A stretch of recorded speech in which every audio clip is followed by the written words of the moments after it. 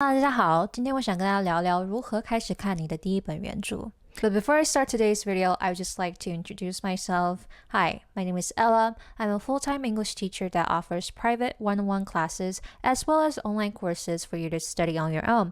I've also written an ebook/self-study guide. So if you're studying English as a beginner from scratch, I've got you covered. And of course, I make videos here as well as other platforms, so you'll find me anywhere. Just a little shameless plug. Back to today's subject. But let's first talk about why even bother to read an English book, because we all know it's not as easy, right? It may take you 30 minutes to get through the first page. And honestly, I've been there. And understandably, not everyone has the time or energy to go through a book, even in your own language, let alone English. However, if you read the right type of books, if you pace yourself, if you use the right strategies, then reading a book or an article can be the most beneficial and rewarding and efficient way of learning a new language. So without further ado, let's get into tip number 1, 也就是选择合适的书。这个合适体现在第一，你的合适的词汇量范围。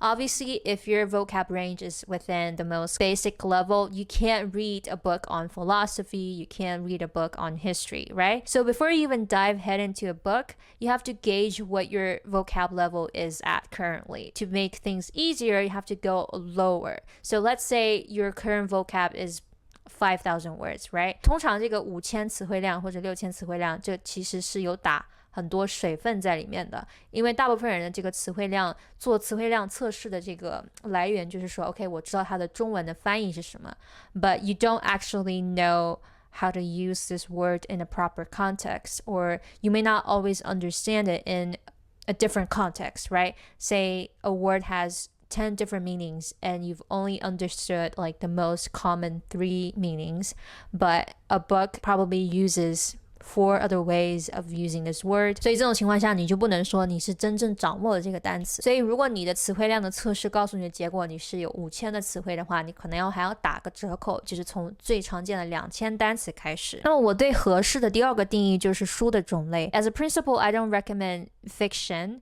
and I also don't recommend children's books because a lot of times children's books revolve around fiction, science fiction, fairy tales, so it has a lot of words that we may not use in everyday life. But obviously it's up to you. If you're learning English with your child, if you're a parent, you can bond over a book with your kid and you're learning English together. However, if you're a working professional, you're a student, you like to use English with people your own age, then I would highly recommend books on self-help, psychology, the language that you would typically see or hear or read in everyday life. That's a language, that's the right type of books that I want you to read. And I'll go ahead and make a list of all the books I read in the beginning that are not only beginner friendly within the right proper vocab range and also practical and useful. So you're not just learning the language, you're also learning knowledge. And later on when you have to talk to a native speaker, you have ideas, you have all these language input to talk about. Number 2, use a parallel text if you can. So a parallel text, if you don't know, is a book that has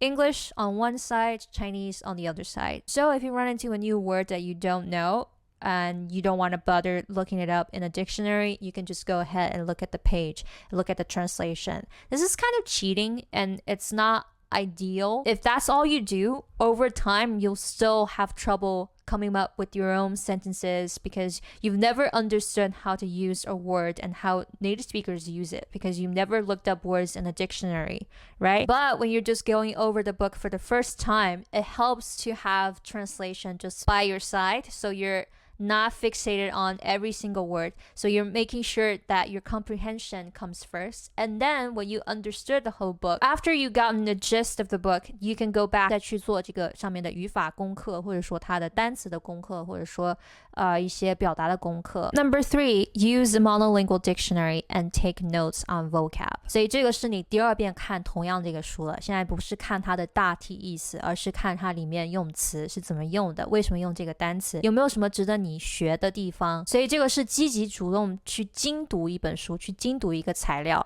然后我们做笔记的动作有点像是就我们看中文书的时候也是有泛读跟记好词好句笔记的这种去读，对吧？所以如果一个原著每一页都要花差不多30分钟或者30分钟以上，然后一页如果有100个词里面有50个都是生词的话， obviously you can't just rely on the parallel text, on the translation. You have to go back once you've understood the gist of the book. You have to go back and look up these practical words that you can use in a dictionary. And by the way, taking notes is so slept on. Whether you're taking notes of the definition of the words or simple sentences or different expressions, different phrases, different combinations, or you're just copying the paragraph from the book and you're just appreciating how the author phrases a certain thing. When you're taking notes, you're slowly going over every single word. Whereas if you're just passively reading, everything happens too fast. Your eyeballs literally go over everything like in 1 second. So you don't have the time to slow down and pay attention to what word is used and why this word is used this way. And another thing is when you're taking notes, you're actively practicing speaking and writing. In English, we have this expression, great artists don't copy, they steal, which basically means that